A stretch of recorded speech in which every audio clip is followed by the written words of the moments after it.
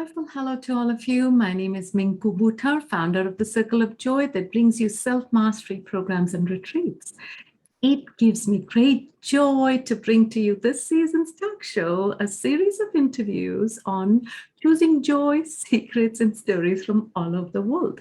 It is my diligent attempt to show you that joy is not a hockey-pocky, frivolous concept, but a discipline, a way of life much needed if you want to be resilient, radiant, and unstoppable like a runaway train. So subscribe to my channel so that you can tap into the wisdom of people from all over the world. I will see you there.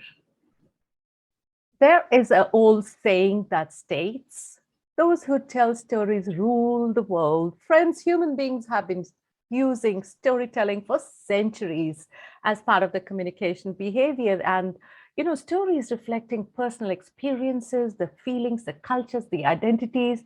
But in the more recent times, stories are being used by public relations strategists as a tool to reach out to the public to influence behavior and perhaps motivate change.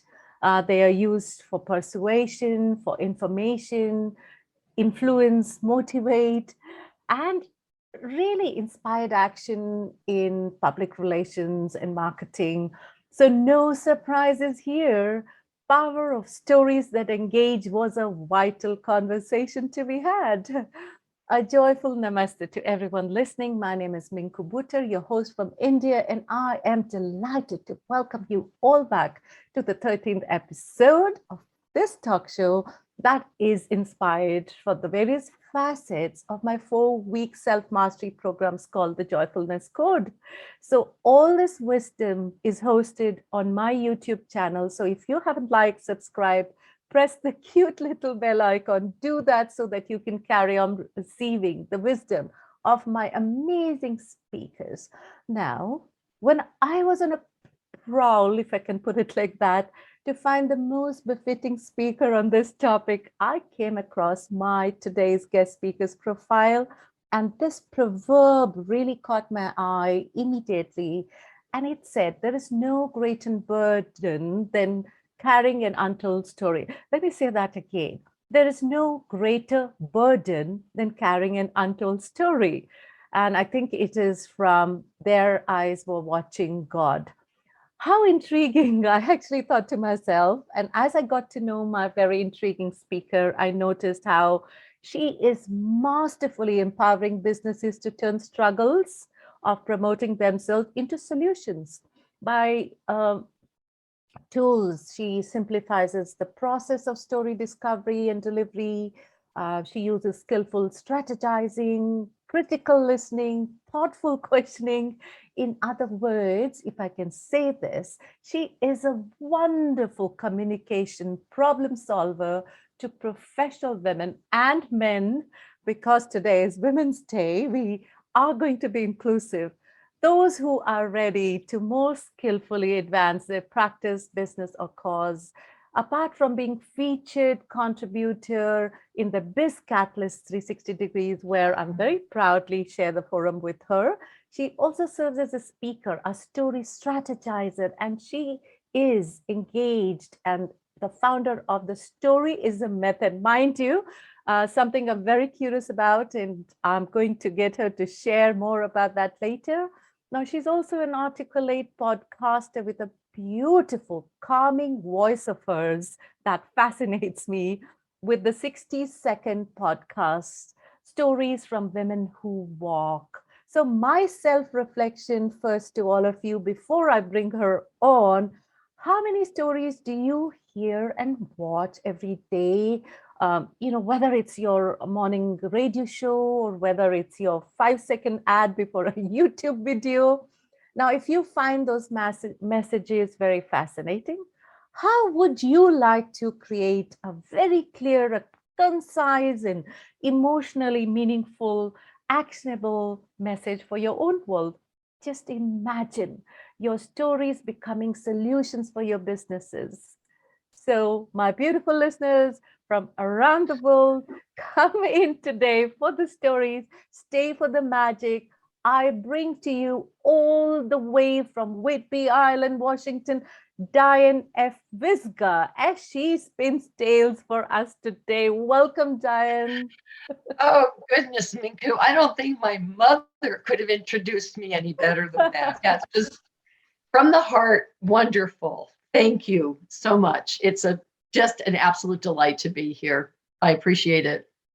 You are so welcome, Diane. And I have many intriguing questions because the work you do is from a realm of imagination and being translated into reality and making an impact and propelling action. Now, I also read somewhere that storytelling is a contextual bridge between play and written narrative. So, as I understand it, Diane, humanity has always craved for this bridge of storytelling, almost as much as food and water, right? So, you being the empowered storyteller and strategist, would you share your views on why is storytelling so important, and a little bit about how did you become a story strategizer, Diane? Would love to know more. Wow. Story is based on sound, and sound is how we have often communicated from the very beginning. It is one of the most important ways that we connect with each other. The word narrative comes from the Latin narus, which means knowledge.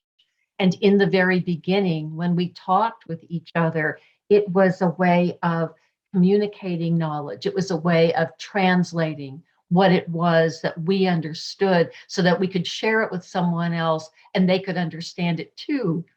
It's also a way of conveying what we understand today, what we translate today into the future generations. So the power of story, Right. as you say, it exists from the very beginning of time. We are story people, and we speak in narrative. We speak in images and sensations and feelings. And we could no more take story out of us than you could take a cloud, out of the sky. Story is, there's a sorcery to it. I say that the sorcery of stories helps us to be seen and heard, to understand and to be understood. And the common denominator of story is our shared humanity. We are not robots. We have shared qualities that we call human, whether it's love or compassion or desire or creativity. And then there is our darker side. And we have shared qualities there too about jealousy and envy and righteousness. And so when we are sharing stories about that common humanity, we have the opportunity for someone to say, "What? You too? I thought I was the only one." No, we are together in this. And so when we hear stories, when we share stories, we are less likely to hate someone if we know their story. We are more likely to connect with someone when we know their story. And when we pay attention to our commonalities over our differences, we have a much better opportunity to create peace in the world, to create understanding, to create joy, to create acceptance. That is so As true. to, you had a second question, I believe, and it was how I came to be a story Yes. strategizer. Is that correct? That is correct. I'm curious. Please, let's share that with our listeners. So I've always been a storyteller. In my family, we didn't tell stories as much as maybe other families did. But I just talked a lot and found ways to tell stories from the time that I was a child. And so over the course of my life, regardless of whatever profession I was in, whether it was healthcare or business or law, I was aware that there were stories that were the underpinning of whatever it is that we were doing, of whatever it was that we were trying to serve. I came to the name story strategizer. And I created that for myself because I'm aware that I think differently than other people. It's just what I was born with. And it's this strategic skill to be able to see all the way to the end. Like, I see that. I see what it is that you're trying to say, but you don't know how to articulate it. So now I can help you strategize your way to the end by guiding you. And here's what's really important. I have to begin by believing that you absolutely know the story that you want to tell. You know, I just have to listen it out of you. So in that way, I'm a story doula. I'm helping midwife your story. I'm helping guide you, bring your story to life in your words so that you can do, as you said earlier, advance your business or your practice or strengthen your communication skills. So I'm just listening that story out of you that you know you want to tell. You might just not know how to tell it. Does that make sense? Completely. And I was smiling because as you said that, I was just thinking, I wonder if she has, kind of registered that strategizer. I just love story strategizer. Never heard that. And I'm wondering whether that makes me a joy strategizer. I believe it does. Yes. I love that. I love that. Because everything is a strategy. Is how do you show up in the world? And I love what you said about the protagonist. Whether it's someone else, a character, and how we start to feel empathy to the character we encounter in the stories. Right? It is so beautiful, that connection that you talk about. Now, Diane, I also feel, I write a little bit, not as much as you, and I really, really look up to how beautifully and crisp and concise the way you deliver your messages.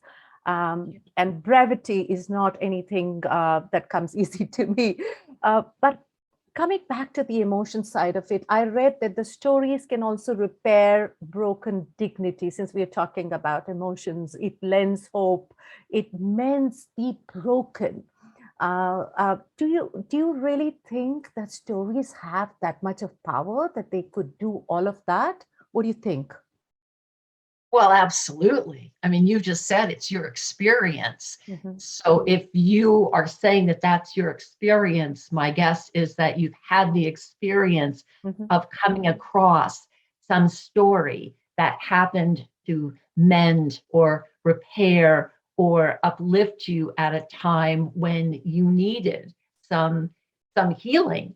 And yes, so from the beginning of time, stories have had that property as well. But what is it? What is it that creates the healing? So I'm going to say this. There are three parts that make up a story. You've got the teller of the story, you've got the listener to the story, and then you have the story itself. And all three of those elements link together in three circles, kind of like like a Venn diagram. Yeah. They link together in three circles. And right at the very center of that is where the connection occurs among the story, the teller, and the listener. Beautiful. It is that connection that we get the healing from. It is that connection that is helping us understand, imagine, repair, be hopeful. It's that. Story and storytelling is not a soft skill. It is not at all. Story is very much alive. It is organic. And in the course of the telling of the story, of the listening to the story is saying something. It is transmitting energy. It is transmitting knowledge. It is transmitting healing. Absolutely. Stories heal. And I will tell you that I hear all the time from people, whether it's a guest on my podcast, whether it's someone who's responding to the 60 seconds, they say, I felt like I was heard, I was seen, I was understood. And I will tell you one quick experience. I used to tell stories in a domestic abuse shelter, but I told them to the women on a Wednesday night, just as a way for them to relax. And, you know, when you're prepared, you go in with your list and you know the stories that you want to tell. It always happened that I would be going through my stories and I would hear this story say, I need this one to be told. And so, okay, I would pay attention and I would tell that particular story, even though I wasn't prepared to bring it into the room. And it always happened that after a woman would come up to me and say, I needed to hear that story at this time.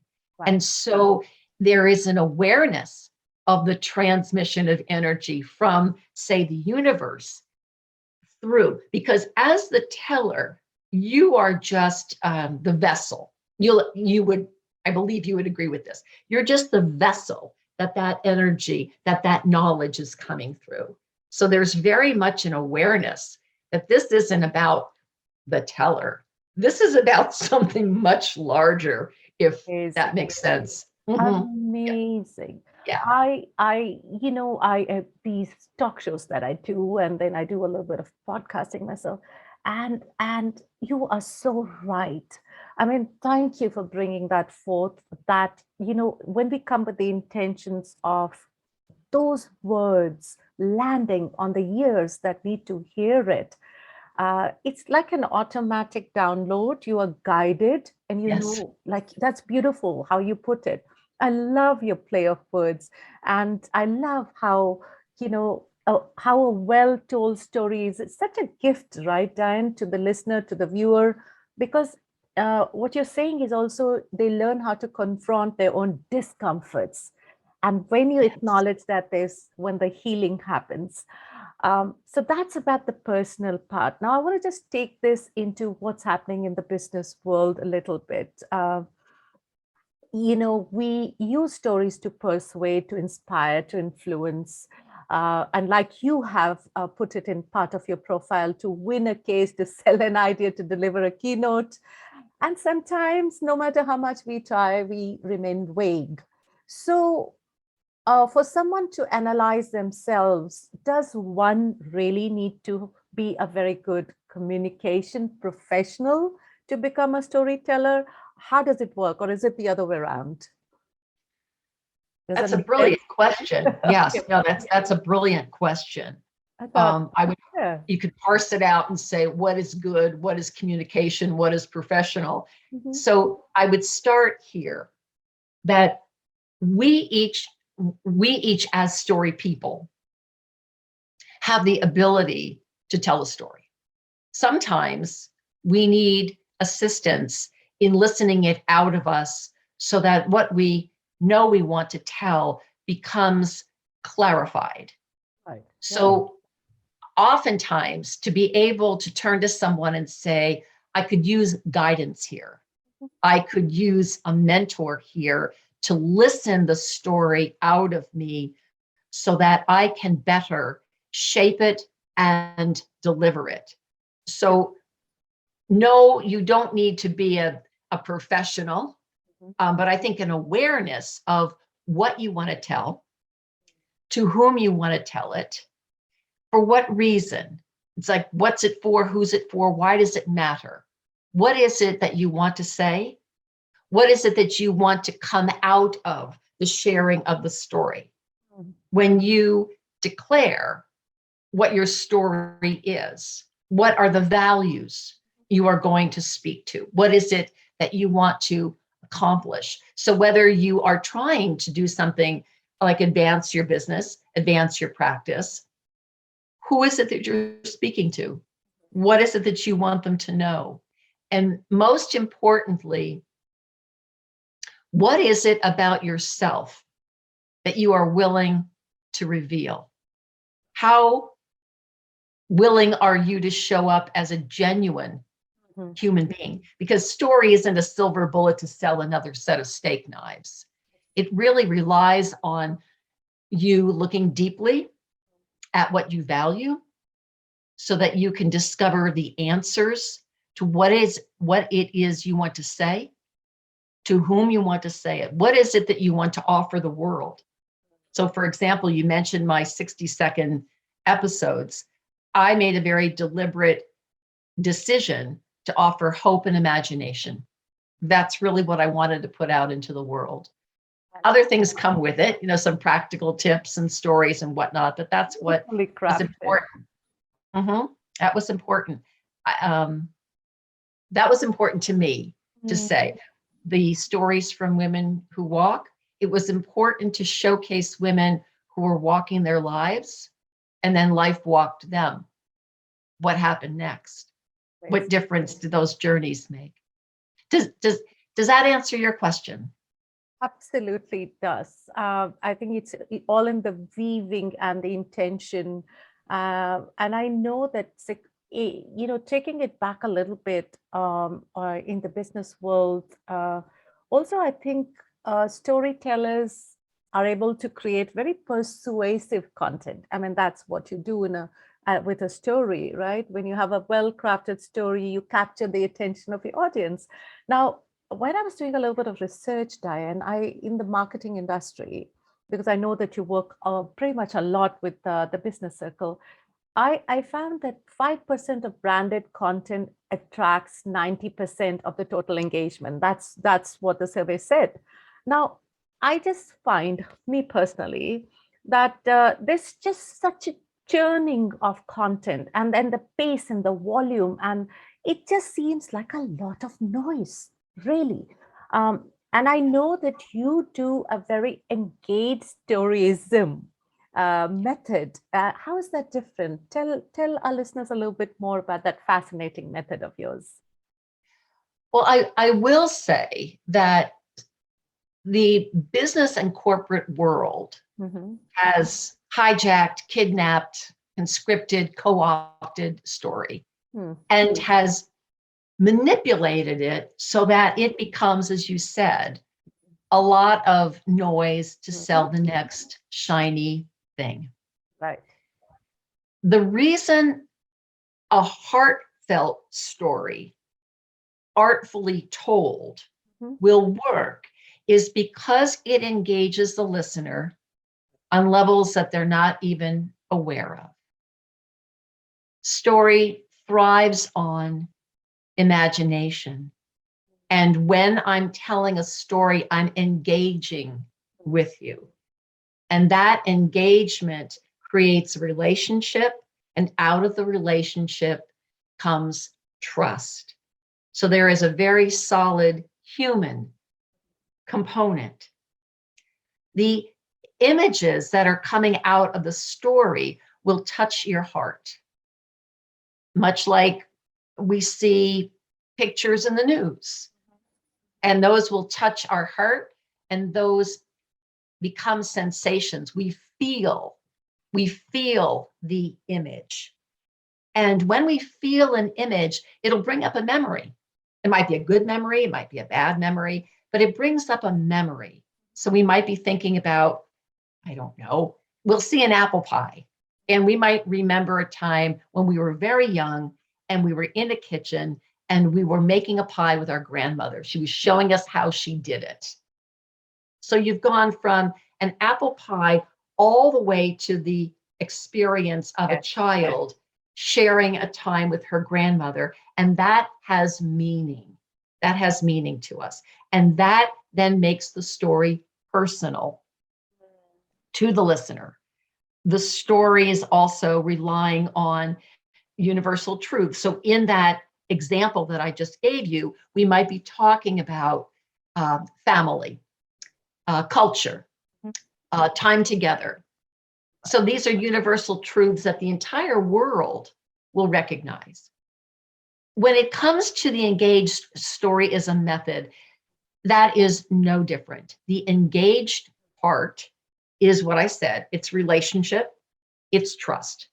That you have to have so that someone listens to your story, they are brought into your story, and if you want them to act on your message, act on your story, now they can, because it's personal to them. It makes sense to them.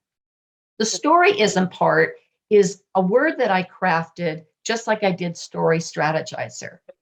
An ism, it's just a practice. Buddhism, humanitarianism, environmentalism, it's a practice. So what I'm saying is storyism that's engaged is a practice of relating to people so that we can better get the message across, get people to engage with the message, and most importantly, get them to act on the message, regardless of what it is. Save the rainforest or buy this product. That's true. That's a lot. That's a lot. I just think everyone has a story, Diane, and I think stories are meant to be heard, stories are meant to be shared, and they will have the impact they're meant to happen. But like you said, the storyism, just the methodology is so important to put it across, and I think you are helping that craft so beautifully. Now, talking about making stories more engaging and more heartfelt, if you were to share one magical criteria that would help our listeners, if this is the world they want to engage in, this is the world they want to enter, what's that one magical criteria that they should put to start writing stories? Start writing. When I was an early storyteller, people would say, if you want to be a storyteller, tell stories. If you want to be a better storyteller, tell more stories.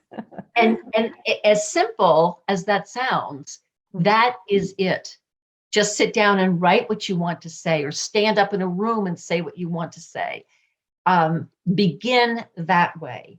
To craft a story, I like this exercise. You start, so let me give you an exercise, if I might. Yes, please. Okay. My God, how helpful. Here we go. So this is very helpful when you do it with someone. So you want to look around your house and pick an object, any object, it doesn't matter. And make believe you are that object, like I'm this coffee cup. And then tell a story about the coffee cup as if you are that coffee cup. And you want to tell it in 45 seconds, start to finish. And then you put that aside.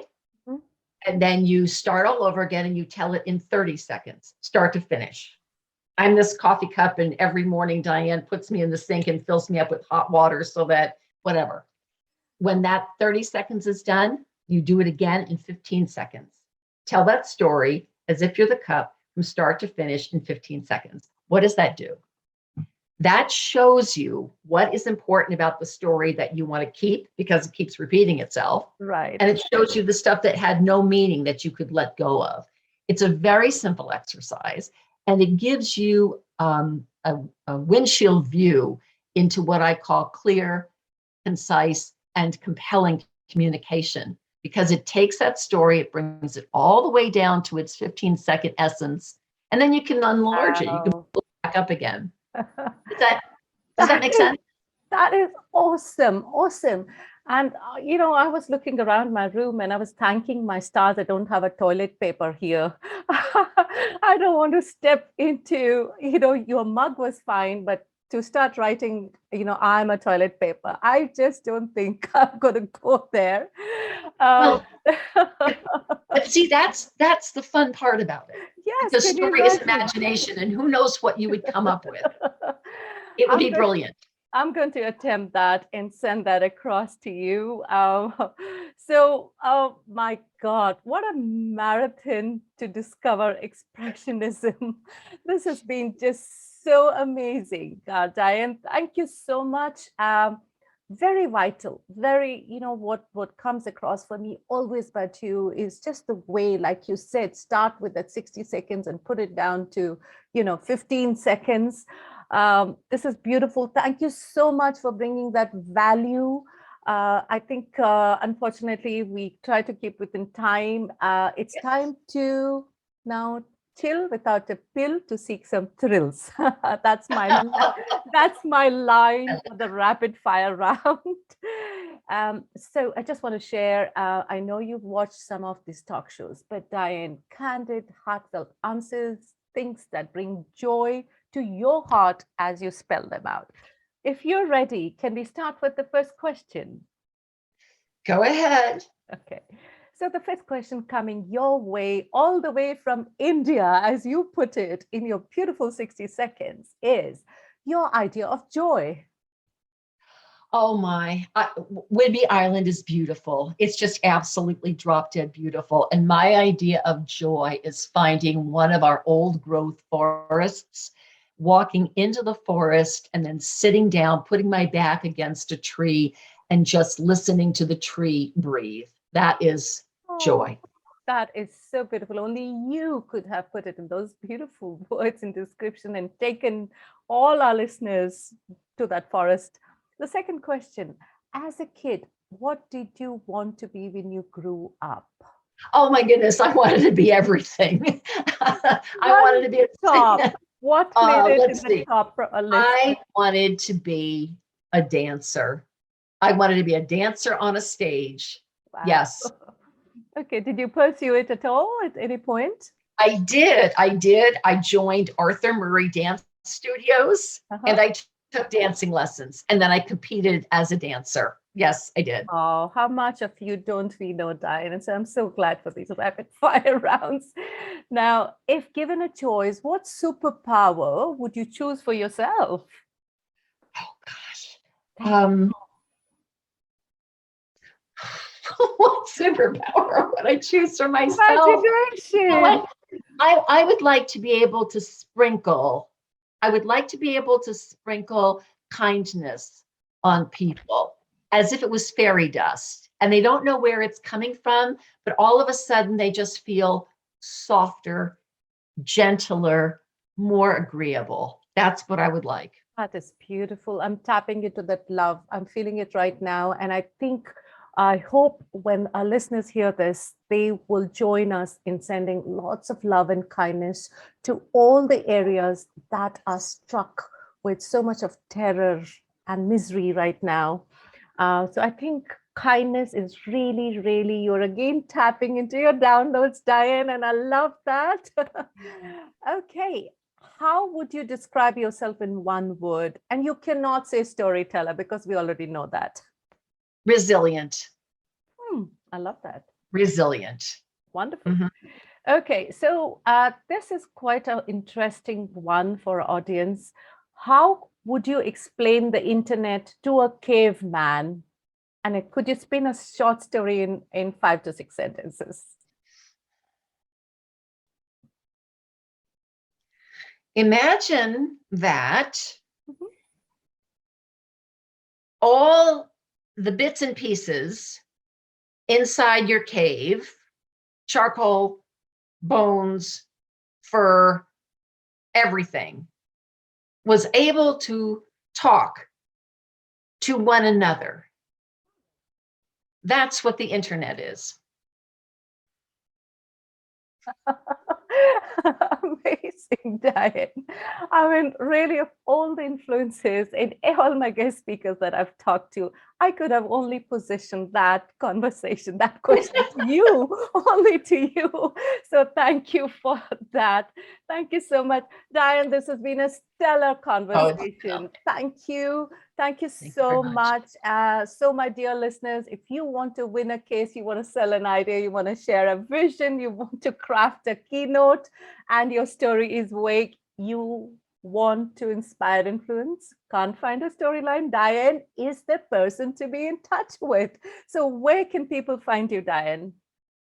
Quarter Moon Story Arts is my website. And of course, I'm on LinkedIn. That's a very easy place to find me. Send me a direct message. We'll have a discovery call and we'll see how we can help each other and the world. Thank you, Diane. Thank you. And this episode will be out on the 15th of March. I hope you had a good time on this talk show with me, Diane. It was so worth getting up for. Yes, indeed. It's early morning. It's early morning on your side of the world. Engagement. I appreciate it. Oh, Mhm. I absolutely always have such a fabulous time having conversations with you. I finish with a quote always, and today's is from Washington Irving's: "The tongue is the only instrument that gets sharper with use, so use it." Join me, Diane, in saying bye to all our listeners. And to you, listeners, if you haven't liked and subscribed to the YouTube channel, please do so, so that you receive the wisdom from all my speakers from around the world. So thank you so much. And Diane, join me in saying bye to our listeners. Bye, everyone. Bye-bye. Good life. Thank you so much. And we will see you again in the next episode.